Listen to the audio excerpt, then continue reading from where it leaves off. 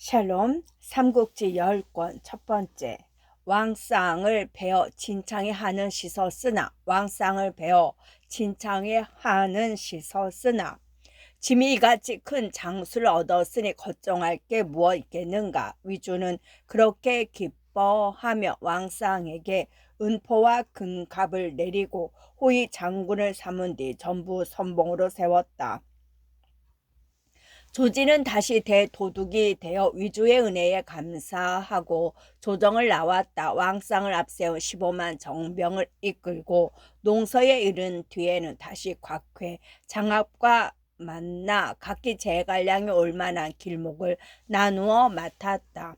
그때 촉군의 앞머리는 이미 진창에 가까워지고 있었다. 앞서 살피러 나갔던 군사가 돌아와 공명에게 알렸다. 진창으로 빠지는 길 어귀에는 벌써 성이 하나 세워져 있습니다. 한 장수가 맡아 지키는데 그 이름은 학소라라고 합니다. 성을 살펴보니 벽은 높고 그걸 에워싼 도랑은 깊었으며 그 바깥의 녹각도 자목 굳게 보였습니다. 그 성은 버려두고 태평양 고갯길을 따라 기산으로 빠지는 게 나을 듯합니다. 제법 밝게 살피고 온 말이었으나 공명은 고개를 가로저었다. 진창은 가정 바로 북쪽에 있다. 그 성을 뺏어야만 우리 군사가 나아갈 수 있을 것이다. 그러고는 위원을 불러 성을 치게 하였다. 그곳이 요긴하기는 했지만 학소를 얕보는 마음 또한 없지 않았다. 위원 역시 그 성과 학소를 대단하게 여기지 않았다. 한다름에 성을 에워싸고 들이치기 시작했다. 그런데 이게 어찌 된 일인가? 위원이 아무리 힘을 다해 들이쳐도 그 작은 성은 꿈쩍도 않았다. 며칠이나 있다라 헛된 힘만 쏟고 성을 떨어뜨리지 못한 위원은 하는 수 없이 공명에게 돌아가 말했다. 정말로 그 성을 쳐부수기는 몹시 어려울 듯합니다. 달리 대책을 세우십시오. 그 말을 들은 공명은 전에 없이 성을 냈다. 알던 정 보던 정 없이 위원을 끌어내 목배라고 소리쳤다. 곁에 있던 사람들이 어쩔 줄 몰라 허둥대고 있을 때 문득 한 사람이 나와서 말했다. 제가 비록 재주 없으나 승상을 따나 다닌 지 여러 해 되었으면서도 아직 이렇다 하게 세운 공이 없습니다. 바라건대 저를 진창성으로 보내주십시오.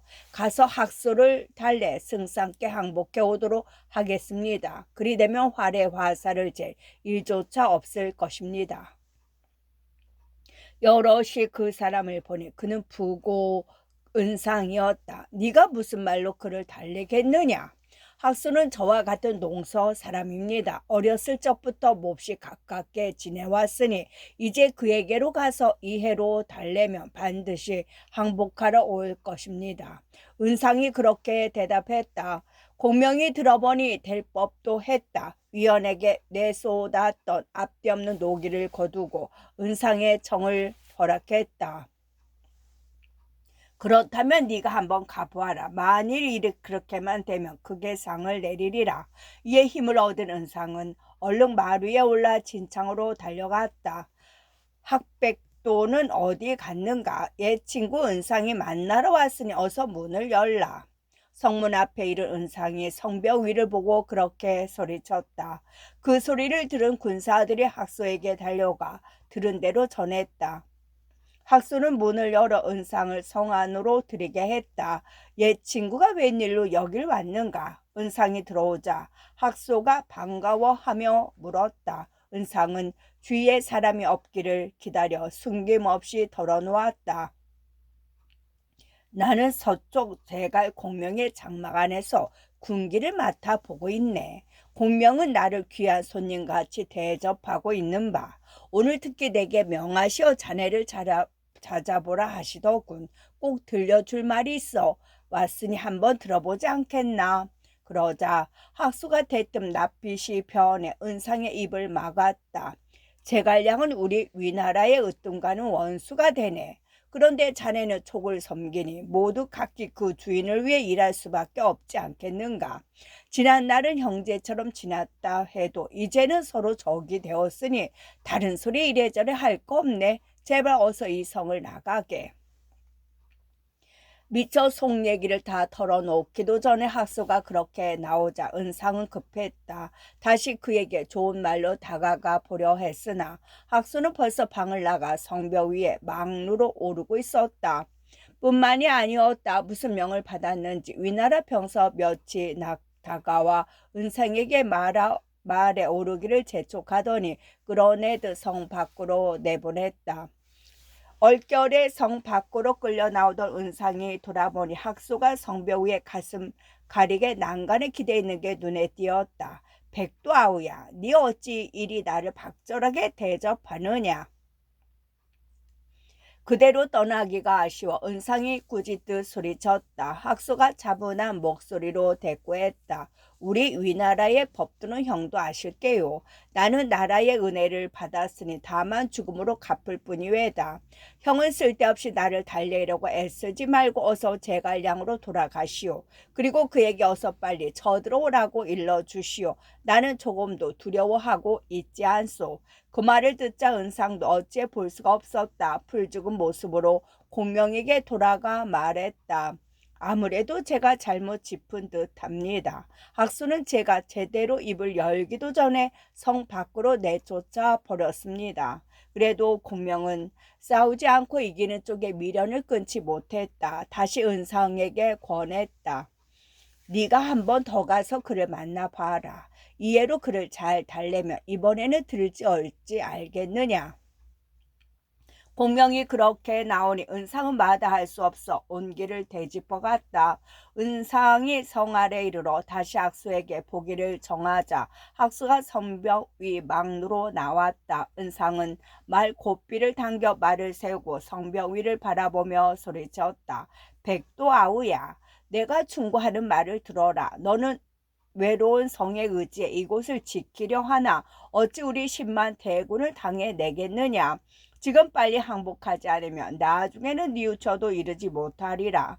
너는 어찌하여 대안을 따르지 않고 간산 위를 섬기며 또 어찌하여 흐리는 맑은 물을 구별하려 하지 않느냐. 바라건대 백도아우는 다시 한번 깊이 생각해 보라. 그러자 학수는 벌컥 성을 냈다. 화살을 뽑아 쉬위에 얹고 은상을 겨누며 큰 소리로 꾸짖었다. 나는 이미 앞서 한 말로 내 마음을 정했으니 너는 다시 와서 떠들 필요가 없다. 어서 빨리 돌아가라. 어서 돌아가면 나는 너를 쏘지 않을 것이다. 그 기세에 은상은 그만 말문이 막혔다. 몸을 움츠리고 말머리를 돌려 공명에게 돌아갔다. 은상이 돌아가 학수에게 당한 일을 빠짐없이 들려주자 공명이 크게 노에 소리쳤다. 그 하찮은 것이 너무도 무례하구나. 내가 어찌 그따위 성 하나 깨트릴 기구를 가져오지 않았겠느냐. 그러고는 그곳 토박이를 찾아오게 하여 물었다. 진창성 안에 인마가 얼마나 되는가? 잘은 모르겠으나 3,000명쯤 될 것입니다. 그곳 토박이가 아는 대로 그렇게 대답했다. 그 말을 들은 공명은 학수를 비웃어 말했다. 그렇게 작은 성으로 어찌 나를 막을 수 있겠는가? 너희 구원병이 오기 전에 어서 빨리 성을 치도록 하라. 저희 구원병이 오기 전에 어서 빨리 성을 치도록 하라. 이에 진창성 공격이 시작되었다. 공명은 군중에 100대의 구름 사다리를 세우게 하고 그 한 대에 여나무 명의 군사를 태운 다음 나무 널판지로 몸을 가리게 했다. 그 군사들은 또 각기 짧은 사다리와 고리 달린 줄을 지니고 있었다. 구름 사다리를 성벽에 붙이면 안으로 뛰어들 때 쓰기 위함이었다. 북소리에 맞춰 그 같은 촉군의 구름다리가 일제히 진창성으로 몰려갔다. 학수는 성벽 위에서 촉병들이 구름다리를 밀며 사방으로 에워싸고 밀려드는 걸 보자 소리쳤다. 저 구름 사다리가 다가오거든 불붙은 화살을 일제히 쏘아 붙여라. 그 말에 성안의 3천 군사는 모두 불화살을 갖추고 사방으로 나뉘어 촉군의 구름 사다리가 다가오기를 기다렸다. 공명은 성 안에 아무런 준비가 없을 줄 알고 크게 만든 구름 4대를 앞세운 뒤 삼군을 몰아 성으로 다가갔다. 북소리와 함성만으로 그 성을 삼켜버릴 듯한 기세였다. 그런데 이게 어찌 된 일인가. 구름 사다리가 성벽에 가까이 왔다 싶었을 때 갑자기 성벽 위에서 불화살이 쏟아졌다.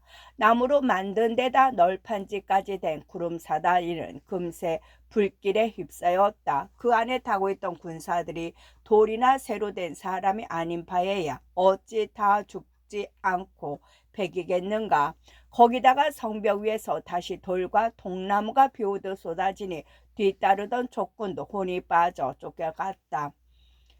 그 뜻밖의 광경에 공명은 크게 노했다. 좋다. 네가 우리 구름 사다리를 태웠으니 나는 충차 성문을 쓰겠다. 어디 이번에도 견뎌내는가 보자. 그렇게 이를 갈며 그날 밤으로 수많은 충차를 만들게 했다. 다음 날이 되었다. 촉구는 밤새 만든 충차를 앞세우고 다시 사방에서 성을 공격해 들어갔다. 학소는 얼른 성벽 위에 큰 돌을 옮겨와 거기 구멍을 뚫고 아마도 미리 준비해 두고 있었다고 보는 게 좋을 듯하다. 칡을 찢어 만든 밧줄을 끼운 뒤 충차를 향해 날렸다. 일설에는 절구통에다 밧줄을 묶어 날렸다고도 한다. 그 바람에 촉군의 충차는 다시 모조리 부서지고 말았다. 공명은 더욱 화가 났다. 군사를 풀어 흙으로 성 밖에 도랑을 메우게 하는 한편 요하를 불러 명했다. 너는 가래와 큰 호미를 든 군사 3천을 이끌고 성벽 아래로 굴을 뚫도록 하라. 밤중에 일을 해 몰래 성 안으로 들어갈 수 있도록 해야 한다. 하지만 그것도 소용없었다. 그걸 미리 한 학소는 성벽 안에다 길게 도랑을 파 족골이 땅굴을 파고 성 안으로 들어와도 금세 눈에 띄게 만들어 버렸다. 그렇게 밤낮 없이 서로 싸우며 20날이 지났다. 그동안에 공명은 짜낼 수 있는 계책을 모두 짜내 보았으나 언제 그 성을 떨어뜨릴 수 있을지는 아득했다. 이리 문턱도 넘어보지 못하고 꼬이자 공명의 마음은 괴롭고 우울했다. 밤잠도 못 이루고 나를 보내는데 호련 급한 전갈이 왔다. 동쪽으로 적의 구원병이 오고 있습니다. 앞세운 깃발에는 위 선봉대장 왕상이라 씌어져 있습니다. 왕상이 누군지는 몰랐으나 구원병이 왔다니 걱정이 아닐 수 없었다. 누가 가서 맞싸우겠는가? 공명이 장수들을 돌아보며 물었다. 위원이 얼른 나섰다. 제가 가보겠습니다. 그대는 선봉 대장이다. 가볍게 움직여서는 아니 된다. 곤명은 그렇게 말하고 다시 나머지 장수들을 돌아보며 물었다. 누가 한번 나가보겠는가? 그러자 비장 사웅이 말 떨어지기 바쁘게 달려 나왔다. 공명은 먼저 그에게 3천 군사를 주어 왕상을 맞이하러 보냈다. 하지만 공명은 아무래도 마음이 놓이지 않은 듯 잠시 뒤에 다시 물었다. 위가 특히 그를 보내 학소를 구하게 했다면 왕상은 예사 장수가 아닐 것이다. 사옹 홀로서는 어렵겠다. 누가 다시 가보겠는가? 제가 가보겠습니다. 이번에는 비장 공기가 나섰다. 공명은 다시 그에게 3천 군사를 주어 사웅을 뒤따라 보냈다. 공명은 또 성 안에 학소가 구원병이 온 걸 알고 뛰쳐나올까봐 두려웠다. 사웅과 공기가 잘못될 경우 앞뒤로 적을 맞게 될 우려가 있었다. 이에 인마를 성에서 20리나 물려 진체를 세웠다. 첫 번째 출사에서 가정이 한스러운 곳이 된 것처럼 이번에는 진창이 한스러운 땅이 되고 말았다. 학수가 잘 버텨준 그 20날은 아직 동화의 싸움이 끝나지 않은 위에서는 천금 같은 시간이었다. 그러나 공명에게는 또 그만큼 뼈아픈 실기가 되었다. 그 때문에 공명은 두 번째 출사에서도 중원으로서는 한 발짝도 들여놓지 못하고 만다. 한편 3천 군사를 이끌고 떠난 사웅은 오래전에 왕상과 만났다. 그러나 한낱 촉의 비장에 지나지 않는 그가 애초부터 왕상의 적수는 아니었다. 진세를 버리고 왕상과 맞붙은 것까지는 좋았으나 새 합을 넘기지 못하고 왕상의 칼에 쪼개져 죽었다. 장수가 그 모양으로 죽자 촉병은 제대로 싸워 보지도 않고 달아나기 바빴다. 왕상은 기세가 오른 위병을 이끌고 그런 촉병을 뒤쫓았다. 오래전에 다시 촉장 공기가 이르렀다.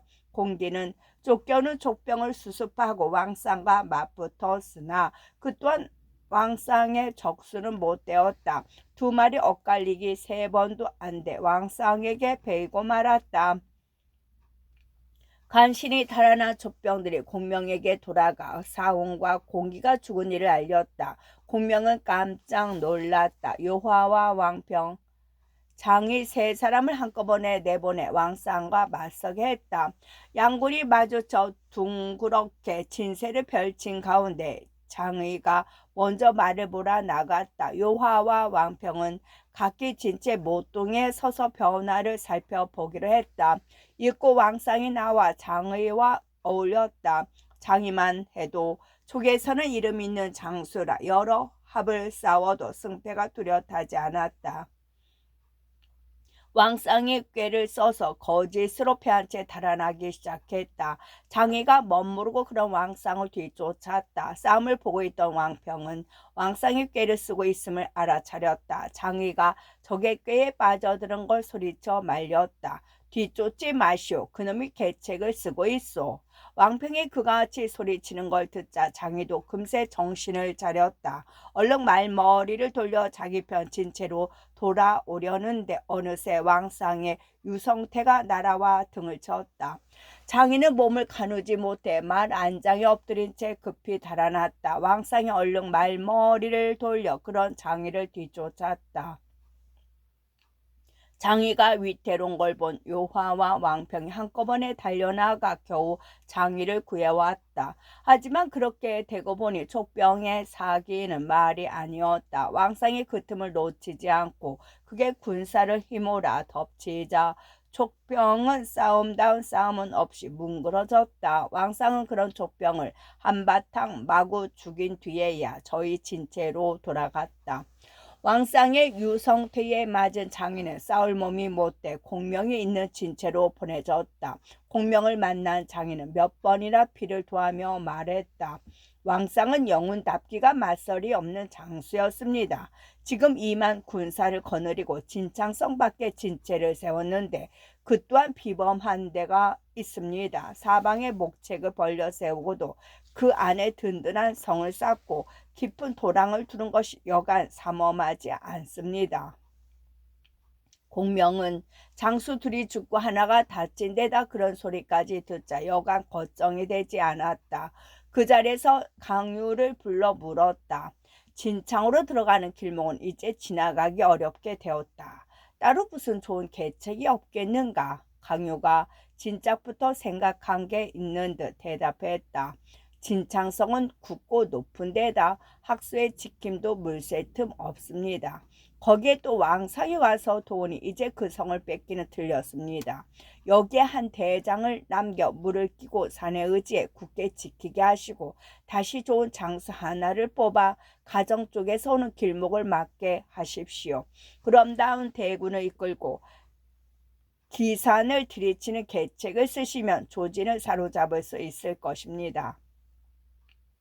그리고는 목소리를 낮춰 공명만 알아듣게 자신의 계책을 말했다. 듣고 난 공명은 강유의 말대로 따랐다. 곧 왕평과 이외에게 군사 2천을 주어 가정에서 오는 새끼를 막게 하고 위원에게도 1군을 주어 진창의 길목을 지키게 했다. 그리고 자신은 마하대를 선봉으로 삼고 장포와 관흥에게 앞뒤를 돌아보게 하여 나머지 대군을 딴 곳으로 몰아나갔다. 새끼를 따라 야곡으로 나간 뒤 바로 기사를 덮치려 했다. 위의 대도도 조진을 노려 진창에서 허비한 시간을 한꺼번에 되찾기 위함이었다. 그 무렵 조진은 한창 조급에 빠져 있었다. 지난번에 모든 공을 사마에게 뺏긴 걸 괴로워하며 이번에는 만에 하나라도 실수가 실수가 없게 하려고 온갖 애를 썼다. 낙구에 이르자 곽회와 솔레가 동서로 나누어 지키게 하고 다시 진창이 위급하다는 소리를 듣기 바쁘게 왕상을 보내 구하게 했다. 곧 왕상이 적장을 베고 공을 세웠다는 소식이 들어왔다. 조지는 몹시 기뻐하면서도 쉽게 마음을 놓지 않았다. 중호 군대장 비오에게 전부를 도맡아 다스리게 하고 여러 장수들도 모두 험한 길목을 맡아 굳게 지키도록 했다. 그러던 어느 날이었다. 가까이 두고 부리는 군사 하나가 들어와 알렸다. 멀지 않은 산골짜기에서 촉의 새작을 잡아왔다고 합니다. 그 말을 들은 조지는 곧 그 새작을 끌어오게 했다. 조지의 장막으로 끌려와 무릎을 꿇고 있던 새작이 문득 말했다. 저는 새작이 아닙니다. 도둑을 뺏고 기밀한 것을 드리려 왔다가 길에 숨어있던 군사들에게 붙들려 새작으로 몰린 것입니다. 잠깐 좌우를 물리쳐 주시오면 제가 온 까닭을 모두 말씀드리겠습니다. 조진이 살펴보니 거짓말을 하고 있는 것 같지는 않았다. 이에 그의 결박을 풀어주고 좌우를 잠시 물러가 있게 했다. 단둘이 남게 되자 그가 엄청난 일을 털어놓았다. 저는 강백약 이 자신처럼 믿고 보낸 사람입니다. 밀서를 감추어 온 게 있으니 보아주십시오. 그게 어디 있는가? 조진이 은근히 놀라 물었다. 그러자 그 사람은 속옷에 감추어 두었던 편지를 꺼내 바쳤다. 조진이 뜯어보니 거기에는 대강 이렇게 적혀 있었다. 죄 많은 강유는 100번 절하며 대도둑께 글을 바쳐 올립니다. 돌이켜보면 이 유는 대대로 위의 복록을 먹으며 번성을 지켜 나라의 두턴 은혜를 입었으되 이제는 그걸 갚으려 해도 갚을 길이 없게 되었습니다. 지난날 제갈량의 속임수에 빠져 몸은 까마득한 벼랑 아래로 떨어져 있으나 옛나라를 생각하는 마음이 아무리 많은 날이 지난다 한들 없어질 수 있겠습니까? 이제 다행히 촉병이 서쪽으로 나오고 제갈량은 나를 의심하지 않게 특히 글을 올려 말씀드립니다. 도둑께서 몸소 대병을 몰아오시되 적병을 만나거든 거짓으로 패한 채 물러나십시오. 그때 저는 적군의 뒤에 있다가 불을 지르는 걸 신호로 먼저 촉군의 군량과 마투를 태워버리겠습니다. 도둑께서 그걸 보고 대병을 되돌려 촉권을 치시면 제갈량을 사로잡기도 어렵지 않을 것입니다. 제가 이렇게 하는 것을 감히 공을 세워 나라의 은혜에 보답하려는 뜻이 아니라 오직 지난 죄를 씻고자 함에 지나지 않습니다. 밝히 살피시고 되도록 빨리 명을 내려 주십시오. 강유의 그 같은 편지를 본 조지는 몹시 기뻐했다. 이는 하늘이 나로 하여금 공을 이루게 하려고 도우신 것이다. 그렇게 말하며 강유가 보낸 사람에게 듬뿍 상을 주고 날짜를 맞추어 만나도록 하자는 말을 강유에게 전하도록 돌려보냈다. 이에 조지는 곧 비오를 불러 가만히 의논했다. 강유가 밀서를 보내왔는데 거기에는 이렇게 쓰여 있었소. 조진이 그러면서 강유의 밀서를 보여주자 읽고 난 비오가 말했다.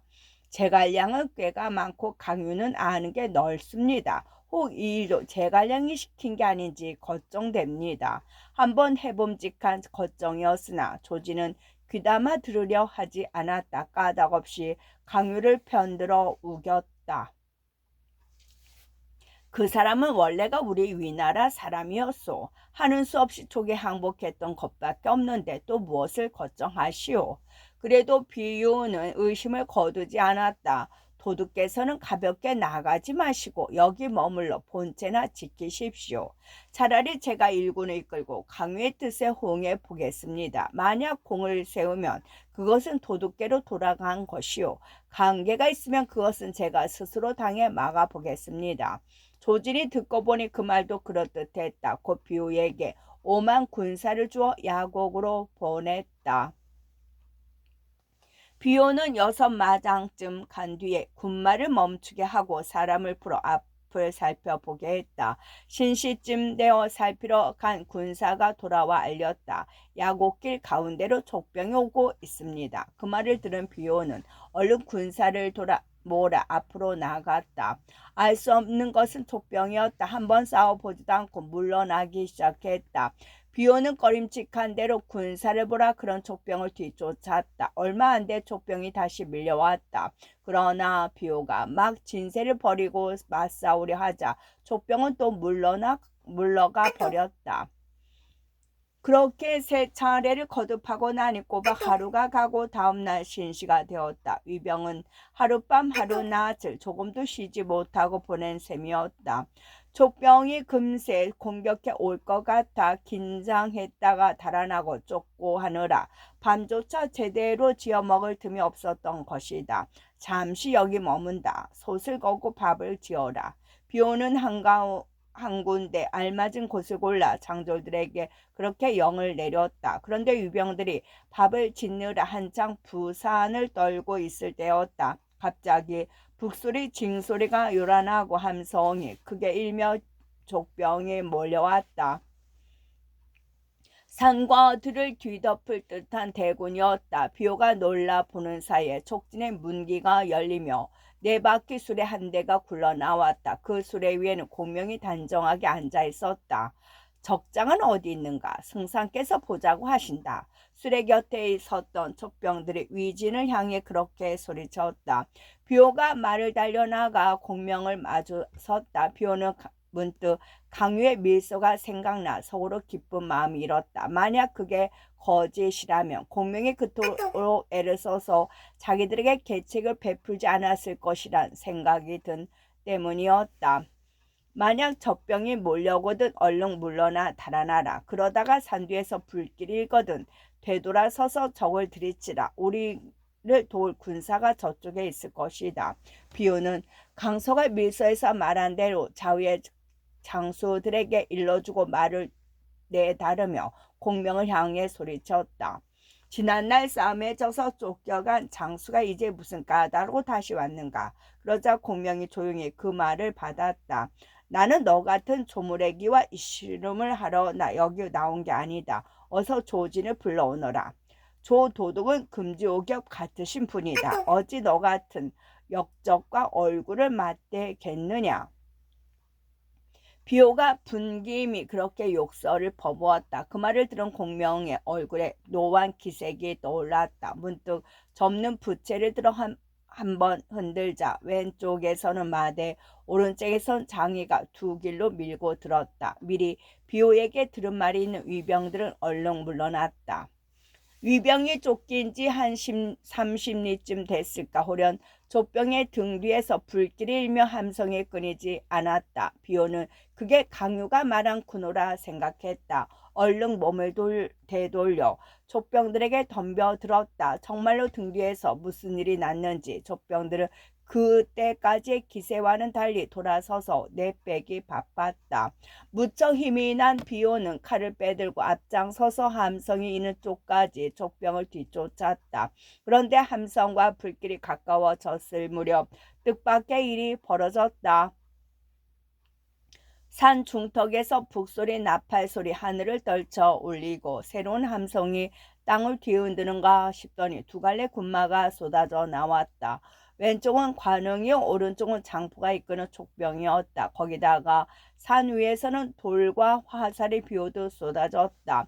그 갑작스런 변괴에 놀란 위병은 여지없이 뭉그러졌다. 비오도 그제야 자신이 적의 계책에 떨어진 줄 알았다. 얼른 군산을 물려 산 골짜기 가운데로 달아나기 시작했다. 하룻밤 하룻날을 제대로 쉬지도 못하고 뛰어다닌 끝이라 위병은 말과 사람이 아울러 지쳐 있었다. 거기다가 기세가 솟은 관흥이 족병을 이끌고 힘을 다해 뒤쫓으니 위병은 저희끼리 밟고 밟히며 골짜기와 낭떠러지에 떨어져 죽는 자만도 수를 헤아릴 수 없을 만큼이었다. 비오도 끝내 무상하지는 못했다. 죽을 힘을 다해 달아나던 비오는 한 군데 산원덕 초입에서 한때의 군마와 마주쳤다. 바로 강유가 이끄는 족병이었다. 나라를 저버릴 역적놈을 믿을게 잘못이다. 니놈의 간사한 계책에 빠지다니. 강유를 알아본 비호가 이를 갈며 소리쳤다. 강유가 껄껄 웃으며 받았다. 내가 사로잡으려 한 것은 조진이었는데 네가 잘못 걸려 들었구나. 어서 말에서 내려 항복하라. 그러나 비오는 아무런 대꾸 없이 말배를 걷어차고 한갈래 길을 아사 산골짜기로 달아났다. 문득 산골짜기에서도 하늘을 찌를 듯 불꽃이 치솟는 게 보였다. 더 가까이 갈 수 없게 된 비오가 머뭇거리는 사이에 등 뒤에서 벌써 뒤쫓는 군사가 다가오고 있었다. 비오는 마침내 빠져나갈 길이 없음을 알았다. 잡혀 죽거나 항복하느니 보다는 스스로 목숨을 끊는 편이 낫다 싶어 제 칼로 제 목을 찔렀다. 대장이 그렇게 죽는 걸 보자 나머지 위병들은 더 싸울 마음이 없었다. 모두 무기를 버리고 촉에 항복하고 말았다. 공명은 그 기세를 몰아 곧바로 기산알에 이른 뒤에야 진체를 내렸다. 그리고 싸움 중에 흩어진 군사들을 수습한 한편 강유에게 무거운 상을 내렸다. 조진을 잡아 죽이지 못한 게 실로 한스럽습니다. 상을 받기 부끄럽다는 듯 강유가 그렇게 말했다. 공명 또한 아쉬움을 감추지 못하며 탄식처럼 그 말을 받았다. 큰 계책을 작게 쓰고 말았으니 실로 아깝구나. 한편 조진은 비호가 죽었다는 소식을 듣고서야 가볍게 강유를 믿은 걸 뉘우쳤으나 소용없는 일이었다. 그러나 더 큰 일은 눈앞에 밀어닥친 족의 대병이었다. 다시 곽회를 불러 적을 물리칠 계획을 의논했다. 곽회가 조심스레 말했다. 아무래도 조정의 일을 알리는 게 옳을 듯합니다. 조진도 달리 좋은 수가 없었다. 솔레와 신비에게 표문을 주어 위주에게 갖다 바치게 했다. 족병이 다시 기산으로 나왔으며 조진은 군사를 잃고 장수가 꺾였다는 말을 들은 위주는 깜짝 놀랐다. 곧 사마이를 불러들여 말했다. 조진은 이번에 다시 싸움에 져 군사를 줄이고 장수를 꺾였다 하오. 촉병이 또 기산으로 나왔다니 어찌하면 적을 물리칠 수 있겠소. 좋은 계책이 있으면 들려주시오. 사마이가 별로 걱정하는 빛도 없이 대답했다. 끝.